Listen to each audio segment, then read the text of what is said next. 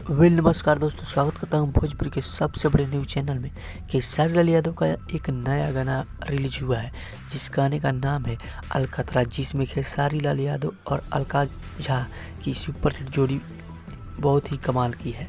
जिस फिल्म का नाम है राउडी इंस्पेक्टर, जिसमें यह गाना बवाल मचा के रख दिया है। यह गाना सुबह 8 बजे टीम फिल्म्स भोजपुरी से रिलीज किया जाएगा, जिसमें आप सभी इस गाने का मज़ा लीजिए। और आपसे बता दें कि यह फिल्म राउडी इंस्पेक्टर 5 जून को रिलीज किया जाएगा टीम फिल्म्स भोजपुरी के द्वारा। खेसारी लाल यादव एक्टर, जिसमें एक्ट्रेस अलका झा, डायरेक्टर शंकर सिंह और म्यूजिक डायरेक्टर ओम ओझा। यह गाना बहुत ही बड़ा बिगेस्ट गाना होने वाला है फ्रेंड्स। अगर फ्रेंड्स वीडियो पसंद है तो वीडियो को लाइक कर दीजिए, और मेरे चैनल पर नए हैं तो हमारे चैनल को सब्सक्राइब कर लीजिए, ताकि ऐसे ही खेसारी लाल का नया अपडेट लेकर आते रहते हैं।